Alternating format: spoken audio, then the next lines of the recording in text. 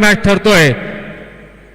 प्रतीक ठाकूर ज्याने मात्र आपल्या दमदार कामगिरीच्या जोरावरती आपल्या संघाला सेमीफायनल 2 मध्ये नेऊन ठेवलं. 6 चेंडू मध्ये 22 धावा करणारा नाबाद 3 षटकारासह नाबाद खेळ करणारा प्रतीक ठाकूर ठरतोय या सामन्याचा प्लेयर ऑफ द मॅच.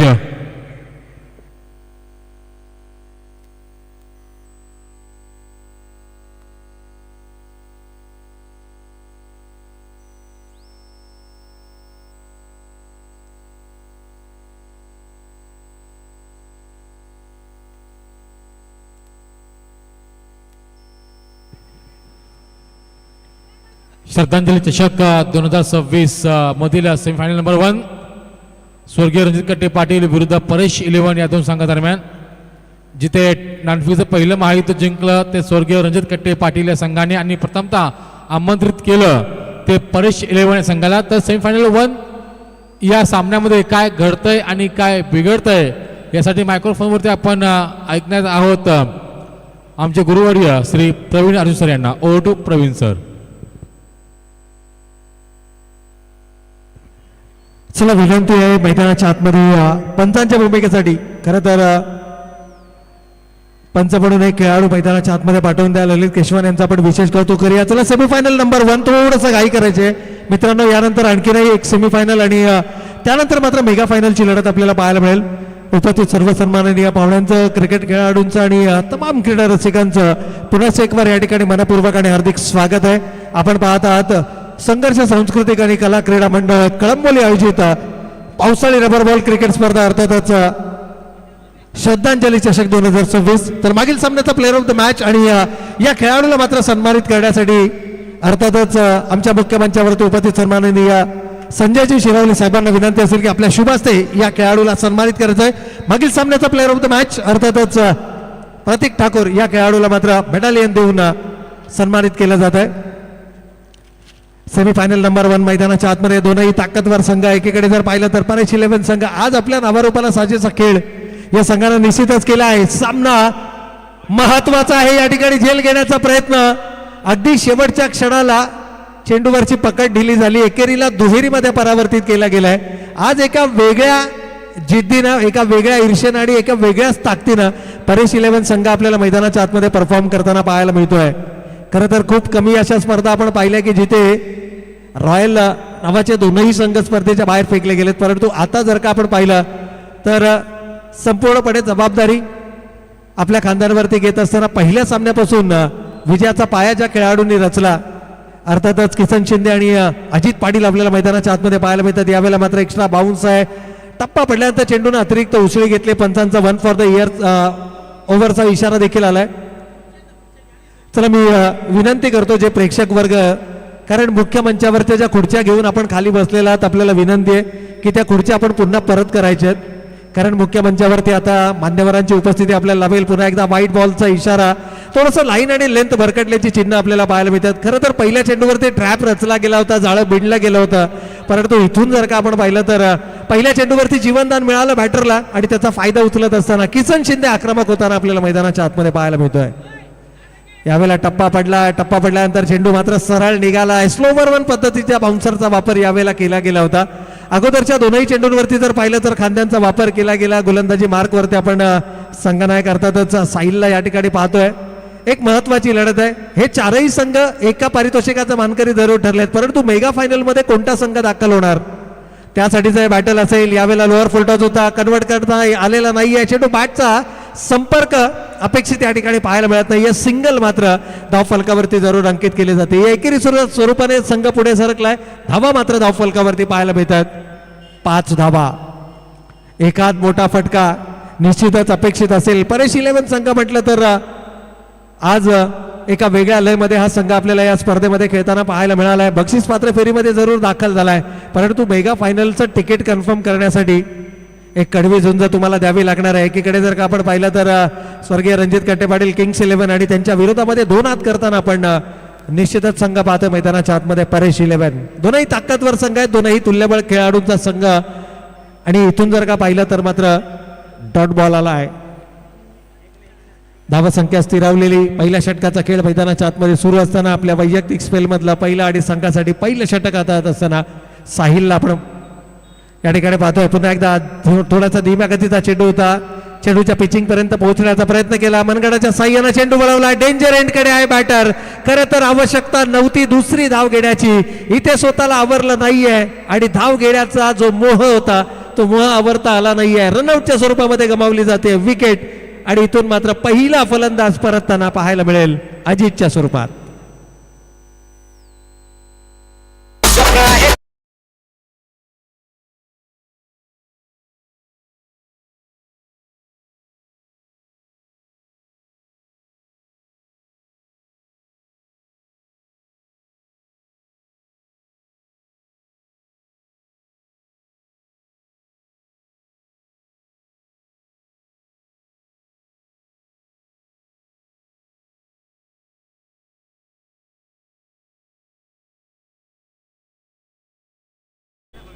तर या ठिकाणी जर का आपण पाहिलं तर फलंदाज या ठिकाणी रनआउटच्या स्वरूपामध्ये बाद झालेत. पण रनआउटच्या स्वरूपामध्ये विकेट गमावणं आणि तेही महत्वपूर्ण सामन्यामध्ये खास करून सेमीफायनल नंबर 1 आपण मैदानाच्या आतमध्ये पाहतोय. हळूहळू प्रेक्षकांची गर्दी आता मैदानाच्या दिशेनं आपल्याला पाहायला मिळते. नवीन बॅटर इन ॲट नंबर 3 तिसऱ्या क्रमांकावरती रोशन आपल्याला मैदानाच्या आतमध्ये पाहायला मिळत आहेत. एक धाव घेतली गेली, दुसरी धाव घेण्याचा कोणत्याही प्रकारचा मानस या ठिकाणी पाहायला मिळत नाहीये. रोशननं नकार दिलाय. आणखीन एक एकेरी स्वरूपाची धाव फलकावरती अंकित केली जाईल. अजयजी सूर्यवंशी साहेबांचा देखील या ठिकाणी शुभागमन आपल्याला पाहायला मिळत आहे. खरं तर सकाळच्या सत्रामध्ये आपल्या समोर जोडले गेले होते. त्यांच्या शुभास्ते आपण व्यासपीठाचा उद्घाटन सोहळा या ठिकाणी पाहिला आणि त्यानंतर जर का आपण पाहिलं तर मैदानाच्या आतमध्ये सेमीफायनल नंबर 1 सुरू असताना आता मान्यवरांची उपस्थिती आपल्याला निश्चितच या ठिकाणी लाभते. अगदी संध्याकाळच्या सत्रामध्ये जर का आपण पाहिलं तर संघर्ष संघाचे अनेक आजी माजी खेळाडू आपल्याला या स्पर्धेच्या माध्यमातून आपल्या समोर जोडलेले पाहायला मिळतील. 7 रन्स ऑन द बोर्ड, 7 धावा फलकावरती आहेत. पहिल्या षटकाचा खेळ या ठिकाणी झालाय समाप्त. 7 ही धावसंख्या आपण फलकावरती निश्चितच या ठिकाणी पाहतो.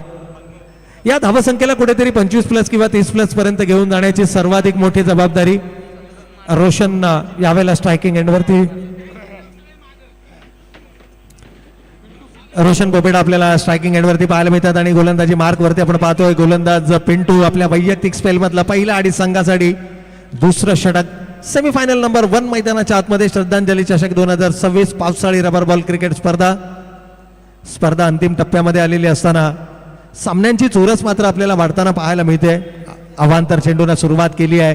पिंटूच्या गोलंदाजीमध्ये जर का आपण पाहिलं, खरं तर पिंटू या नावाची चर्चा तेव्हापासून आली. गतवर्षी आपण ICPL inter colony premier league ही स्पर्धा पाहिली. तब्बल 12 संघांचा समावेश त्याही स्पर्धेमध्ये आपल्याला पाहायला मिळाला आणि एक नाव चर्चेला आलं. ज्या गोलंदाजानं निर्धाव षटक हातात असताना विकेट हॅट्रिक घेण्याचा विक्रमही केला. एक युवा टॅलेंटेड क्रिकेटर म्हणून पिंटू याच्याकडे पाहिलं जातं. अगदी सेक्टर 20च्या मैदानावरती सातत्यानं सराव करणारा खेळाडू आहे. नेट्समध्ये चांगली गोलंदाजी करताना आपण त्याला पाहतो आणि यावर्षी मात्र पावसाळी रबर बॉल क्रिकेट स्पर्धेमध्ये वर्णी त्याची लागते. ती स्वर्गीय रणजित कट्टे पाटील किंग्स 11 या संघामध्ये आणि अनेक दिग्गज खेळाडूंच्या सहवासामध्ये हा खेळाडू देखील आपले कलागुण दाखवताना आपल्याला निश्चितच पाहायला मिळतं. पहिला चेंडू तरी अवांतर स्वरूपाचा असला, दुसऱ्या चेंडूवरती मात्र त्यानं अचूक लाईन आणि लेंथवरती गोलंदाजी केली आहे. अजित पाटील सारखा महत्वाचा विकेट गमावल्यानंतर थोडासा मानसिक दडपण जरूर आहे, परंतु किसन शिंदे जोपर्यंत मैदानाच्या आतमध्ये उभा आहे या धावसंख्येला 30च्या जवळपास घेऊन जाण्याचा प्रयत्न हा त्याचा नेहमीच आपल्याला पाहायला मिळेल. अजूनही या षटकातील शेवटचे 5 चेंडू शिल्लक आहेत. 5 मध्ये किमान 2 ते 3 चेंडू जर का बॅटला कनेक्ट झाले. यावेळेला आडव्या बॅटनं प्रहार केला आहे. टायमिंग प्रॉपर या ठिकाणी साधता आलं नाहीये. क्षेत्ररक्षक फैज त्या ठिकाणी जोपर्यंत चेंडूवरती येतील तोपर्यंत मात्र धावा एकवटल्या गेल्या. 2 धावा.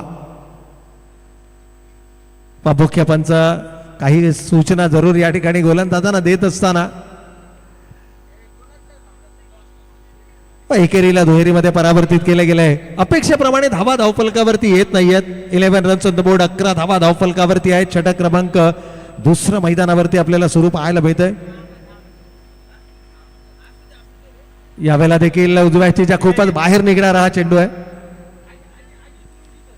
तर चला अजयजी सूर्यवंशी साहेबांना विनंती असेल की आपल्या शुभ हस्ते सेमीफायनल नंबर 2चा टॉस आपण या ठिकाणी करायचं. एकीकडे जर का पाहिलं तर टीम आदित्यप्रिया लॉजिस्टिक कळंबोली आणि त्यांच्या विरोधामध्ये 2 हात करताना मात्र आपण पाहणार आहोत टीम स्वर्गीय संभाजीराजे घोरपडे प्रतिष्ठान कळंबोली हा संघ. आणखीन एक सिंगल आली आहे. खरं तर सिंगलला फारसा मोठा फरक पडणार नाहीये.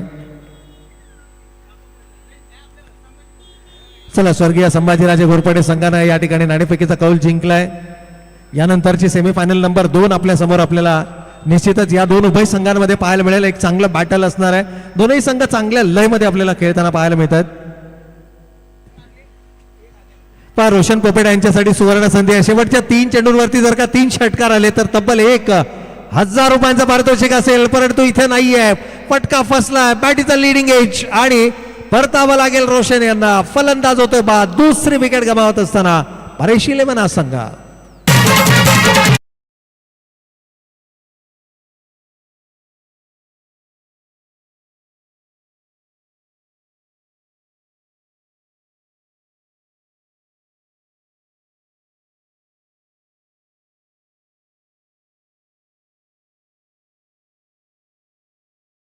एक धावसंख्येवरती मात्र हा दुसरा आदरा मिळतोय. षटक क्रमांक 2 मैदानावरती सुरू आहे. पिंटूचा खूप चांगला कमबॅक या ठिकाणी निश्चितच गोलंदाजीमध्ये आपल्याला पाहायला मिळतंय. साहिलनं पहिलं षटक हाताळलं.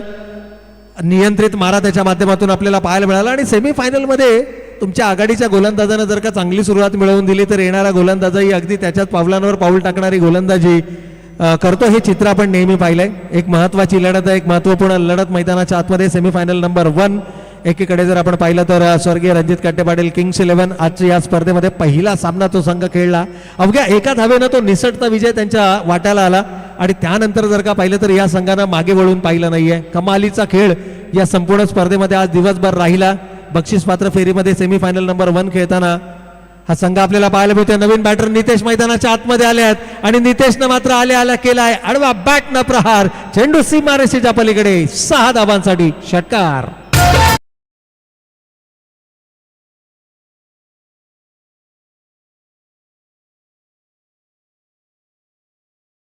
सीमारेषेच्या पलीकडे चौकार आलाय. चौकाराने संघाची एकूण धावसंख्या धावफलकावरती निश्चितच या ठिकाणी पाहायला मिळते. 17 रन्स ऑन द बोर्ड. 17 धावा धावफलकावरती आल्यात. अजूनही शेवटचे 1 चेंडू शिल्लक असणार आहे. आणि नितेश ज्या लयमध्ये बॅटिंग करतोय पहिल्या चेंडूवर त्याने चौकार लगावला. जर का षटकार आला तर एक चांगलं बॅटल आपल्याला निश्चितच मैदानाच्या आतमध्ये पाहायला मिळेल. खरं तर स्वर्गीय रणजित कट्टे पाटील या संघासमोर ही धावसंख्या फार मोठी मानली जाणार नाही. परंतु इथे मात्र पहा, टप्पा पडल्यानंतर चेंडू थोडासा बाहेर निघतोय. पंच आमच्या दिशेनं वळतायत. अवांतरचा इशारा देखील या ठिकाणी पाहायला मिळतोय. नितेशच्या माइंडमध्ये हेच कॅल्क्युलेशन सुरू आहे की या धावसंख्येला काहीतरी आकार द्यायचा असेल तर शेवटच्या चेंडूवरती मोठा फटका येणं गरजेचं आहे. आणि नितेशच्या बॅटमधून जर का मोठा फटका आला तर मात्र सामन्यामध्ये चुरस पाहायला मिळू शकते. हा स्लोवर 1 चेंडू होता.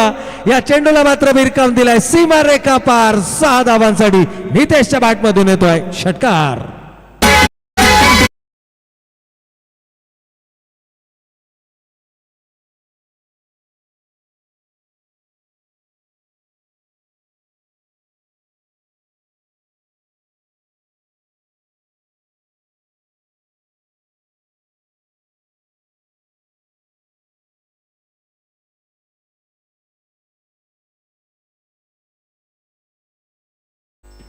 तर पहिल्या सत्राचा खेळ या ठिकाणी झालाय समाप्त. एक फायटिंग टोटल जरूर धावफलकावरती पाहायला मिळते. एकूण धावसंख्येचा विचार केला तर शेवटच्या चेंडूवरती आलेल्या षटकारानं संघाची धावसंख्या 24 झाले. 25 धावांचं आव्हान या ठिकाणी उभारलं गेलंय. चला, लवकरच क्षेत्ररक्षणाची व्यूहरचना आपण करून घ्यायची. यानंतरची होणारी लढत सेमीफायनल नंबर 2 आपण मैदानाच्या आतमध्ये पाहणार आहोत. आणि त्यानंतर या स्पर्धेचा मेगा फायनलचा सामना अर्थातच श्रद्धांजली चषक 2026. खऱ्या अर्थानं जर का पाहिलं तर संघर्ष मित्र परिवारातील काही आमचे स्नेही मित्र जे आज आपल्या समवेत नाही आहेत, परंतु त्यांच्या आठवणी आणि त्यांच्या आठवणींना उजाळा देणारी श्रद्धांजली चषकाची ही स्पर्धा आपण पाहतोय. खरं तर त्या सर्वांच्या स्मृती आजही आमच्या स्मरणामध्ये तशाच आहेत. परंतु त्यांना एक भावपूर्ण श्रद्धांजली म्हणून आपण ही श्रद्धांजली चषकाचं आयोजन संघर्ष मित्र मंडळाच्या वतीने या ठिकाणी पाहतोय. चला, सलामीची जोडी लगेच मैदानाच्या आतमध्ये दाखल व्हायचंय. लक्ष विजयाचं 25 धावांचं. 25 हे टार्गेट देखील एक चांगलं टार्गेट निश्चितच मानलं जाऊ शकतं. एखाद चांगलं षटक, कारण तुमच्याकडे जर का चेतन सारखा गोलंदाज असेल, या दरम्यान ज्यांचं आमच्या मुख्य मंचावरती शुभागमन आपल्याला पाहायला मिळते, सन्माननीय प्रकाशजी गायकर अर्थातच भाऊजी यांचं या ठिकाणी शुभागमन आम्हाला या मुख्य मंचावरती पाहायला मिळतात. संपूर्ण आयोजन समितीच्या वतीनं प्रकाशजी गायकर अर्थातच भाऊजींचं आपण या ठिकाणी मनपूर्वक आणि हार्दिक स्वागत करूयात.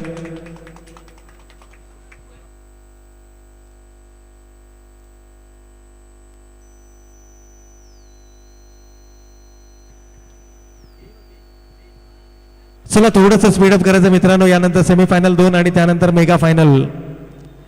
बऱ्याचशा मॅचेस अजूनही शिल्लक आहेत. अगदी सकाळच्या सत्रामध्ये या स्पर्धांना सुरुवात झाली. एकदिवसीय स्पर्धा, 16 संघांचा समावेश आणि तब्बल 15 मॅचेस, ज्यापैकी सामना क्रमांक 13वा मैदानावरती सुरू आहे. यानंतर आणखीन 2 मॅचेस आपल्याला या स्पर्धेमध्ये निश्चितच पाहायला मिळते. सलामीची जोडी मैदानाच्या आतमध्ये दाखल झाली आहे. लक्ष विजयासाठी 25 धावांचं, परंतु चेतनच्या अगेन्स्ट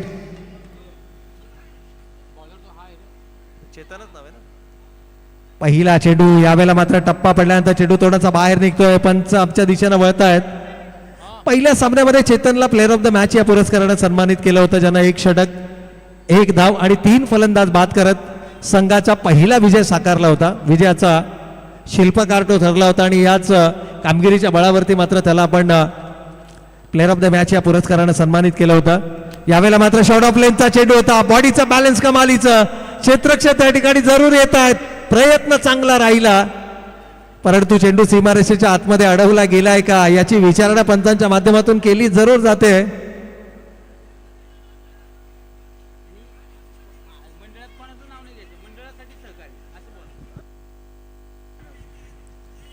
चला निर्णय या ठिकाणी पंचांचा जरूर येईल.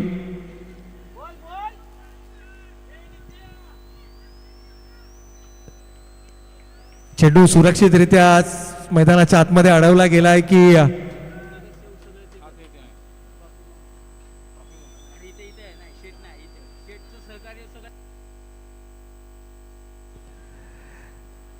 चला या ठिकाणी पंचांचा निर्णय आलाय मित्रांनो. चेंडू सीमारेषेच्या आतमध्ये अडवला गेलाय. प्लीज थोडंसं सहकार्य करा, वेळ आपल्याकडे नाहीये तितका. चला जे प्रेक्षक वर्ग बाउंड्री लाईनच्या आतमध्ये आहेत त्यांना विनंती आहे की थोडंसं आपण बाउंड्री लाईनच्या बाहेर व्हायचंय, कारण एक महत्वाची लढत आहे. सेमीफायनल नंबर 1 मैदानाच्या आतमध्ये सुरू आहे. 25 धावांचं लक्ष गाठायचं आहे. यावेळेला लाला स्ट्रायकिंग एंडला आपल्याला पाहायला मिळतात. टप्पा पडल्यानंतर चेंडू थोडासा बाहेर निघतोय. पंच आमच्या दिशेनं वळतायत. या षटकातील हा दुसरा अवांतर चेंडू आहे. पण अवांतर चेंडूची संख्या तुम्हाला मर्यादित ठेवावी लागेल.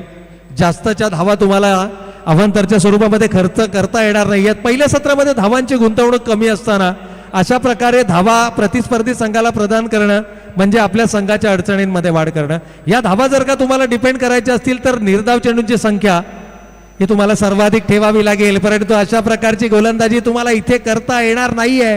पहिल्या सामन्यामध्ये ज्याच अचूक लाईन आणि लेंथवरती गोलंदाजी केली, 1 फॉर द ओव्हरचा इशारा देखील या ठिकाणी मुख्य पंचांचा आलाय. याचा अर्थ पहिला बाउन्सर घोषित केलाय पंचांनी.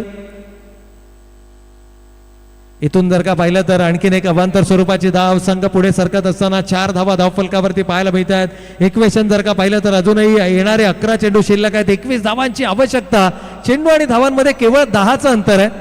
आणि ज्या लयमध्ये सनी सिंग बॅटिंग करतात, ज्या लयमध्ये लाला बॅटिंग करतायत, या खेळाडूंसाठी ही फार मोठी धावसंख्या नाहीये. यावेळेला एस्टांच्या पाठीमागे, एसटी रक्षकाच्या पाठीमागे उभा असणारा क्षेत्ररक्षक चेंडू अडवतोय.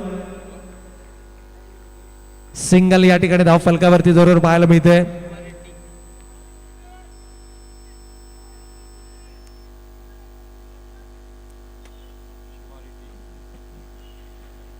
आणखीन एक सिंगल या ठिकाणी धाव फलकावरती.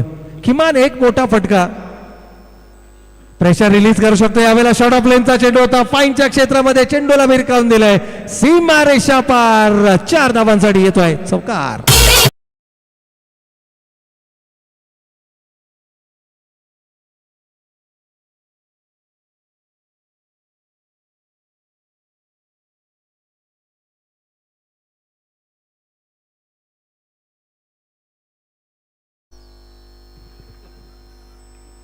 या चौकाराच्या बरोबरीनं संघाची धावसंख्या 9 या धावसंख्येपर्यंत मजाल मारताना आपल्याला पाहायला मिळतोय. तो बॅटिंग करणारा संघ अर्थातच स्वर्गीय रणजित कट्टे पाटील किंग्स 11 हा संघ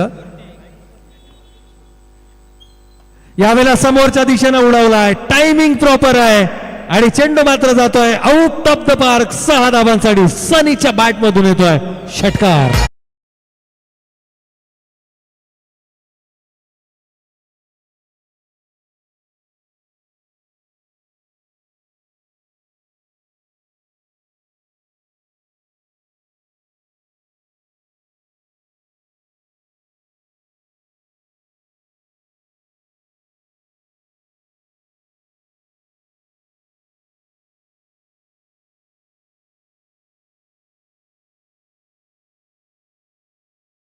या ठिकाणी जर का आपण पाहिलं तर सिक्सर आलाय शेवटच्या चेंडूवरती. शेवट गोड करण्याचा प्रयत्न मागील चेंडूवरती आपल्याला निश्चितच पाहायला मिळाला. अजूनही 2 चेंडूंचा खेळ या षटकातील येणं बाकी आहे. धावा धावफलकावरती मात्र पाहायला मिळत आहेत त्या 15 धावा.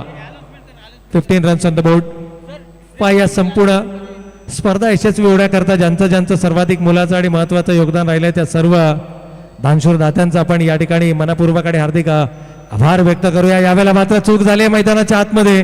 जिथे कोणत्याही प्रकारची धाव नव्हती तिथे मात्र 2 धावा चपळाईनं या दोनही खेळाडूंना पूर्ण केल्यात. या 2 धावांच्या बरोबरीनं संघ पुढे सरकलाय. धावा धावफलकावरती पाहायला मिळतात. 25 धावांचा पाठलाग करत असताना तब्बल धावा धावफलकावरती पाहायला मिळतात त्या 17 धावा. 17 रन्स ऑन द बोर्ड.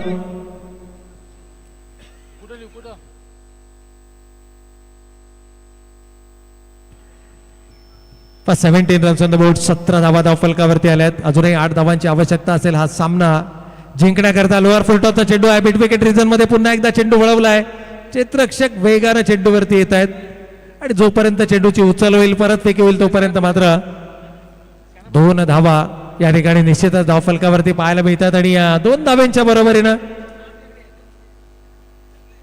धावा मात्र धावफलकावरती पाहायला मिळत आहेत त्या 19 धावा. पहिल्या षटकाचा खेळ या ठिकाणी संपला. येणारे 6 चेंडू शिल्लक आणि आता मात्र विजयासाठी 6 धावांची गरज. 6 चेंडू 6 धावा. सामना पूर्णपणे आवाक्यामध्ये आणलाय. पहिल्या षटकामध्ये अपेक्षेप्रमाणे गोलंदाजी पाहायला मिळाली नाहीये. 24 धावा. खरं तर पहिल्या सत्रामध्ये ज्या धावा धावफलकावरती उभारल्या गेल्या त्या पुरेशा होत्या का हा प्रश्नचिन्ह मात्र या ठिकाणी निर्माण केला जातोय. या दरम्यान जर का पाहिलं तर या स्पर्धा यशस्वी होण्यासाठी त्यांचं सर्वाधिक मोलाचं आणि महत्वाचं योगदान राहिलं ते अर्थातच पनवेल महानगरपालिकेचे विद्यमान नगरसेवक आदरणीय विजय शेठ खानावकर साहेब आणि त्याचबरोबर दोस्तीच्या दुनियातील राजा माणूस म्हणून ज्या व्यक्तिमत्वाची ओळख आहे अर्थातच सन्माननीय हनुमंत शेठ चौधर साहेब यांच्या माध्यमातून या स्पर्धेला मात्र सर्वाधिक मोलाचं आणि महत्वाचं योगदान आपल्याला पाहायला मिळालं. त्याचबरोबर सन्माननीय नवनाथजी कोळेकर साहेब आणि आदरणीय अजयजी सूर्यवंशी साहेब यांचंही आपण मनपूर्वक आणि हार्दिक आभार व्यक्त करूया की ज्यांचं सर्वाधिक मोलाचं आणि महत्वाचं योगदान या संपूर्ण स्पर्धेला राहिलं. त्याचबरोबर ट्रॉफी आणि या ज्या सुंदर अशा ट्रॉफीज आपण पाहतोय ज्या ट्रॉफीज आम्हाला पुरस्कृत करण्यात आल्या सन्माननीय कुमारजी जाधव साहेब आणि आदरणीय राजेशजी मोहिते साहेब यांच्या माध्यमातून. आणि इथून जर का आपण पाहिलं तर आता सामना पूर्णपणे आवाक्यामध्ये 6 चेंडू 6 धावांची गरज असताना पहिल्याच चेंडूवरती सामना खुला केला गेला. इक्वेशन जर का पाहिलं तर येणारे 4 चेंडू अजूनही शिल्लक आणि विजयासाठी अवघ्या 2 धावांची आवश्यकता. या संपूर्ण स्पर्धा यशस्वी होण्याकरता ज्यांचं सर्वाधिक मोलाचं आणि महत्वाचं योगदान राहिलं त्यामध्ये दिनेशजी जमदाडे असतील, नलगे काका असतील, प्रकाशजी गायकर साहेब असतील, त्याचबरोबर राजेशजी मोहिते असतील, गणेशजी खानावकर, विजयजी खुटाळकर साहेब, त्याचबरोबर शिवा रेड्डी साहेब, सन्माननीय सचिन साहेब, आदरणीय किशोर शेठ खानावकर साहेब, सन्माननीय राहुलजी चक्रपाणी साहेब, संजयजी शिरावले साहेब आणि इथून जर का आपण पाहिलं तर सन्माननीय किरणजी म्हात्रे साहेब या सर्वच मान्यवरांचं या संपूर्ण स्पर्धेला सर्वाधिक महत्वाचं आणि मोलाचं योगदान राहिलंय. चला सामना या ठिकाणी समाप्त झाला. अगदी दिमागदार पद्धतीनं या स्पर्धेच्या मेगा फायनल मध्ये दाखल होताना संघ आपल्याला निश्चितच या ठिकाणी पाहायला मिळतोय. विजेत्या संघाचं हार्दिक अभिनंदन आणि पराभूत संघांना मात्र आपण देऊया त्यांच्या पुढील वाटचालीसाठी खूप साऱ्या शुभेच्छा आणि जाऊयात या सामन्यातील प्लेअर ऑफ द मॅच या पुरस्काराकडे.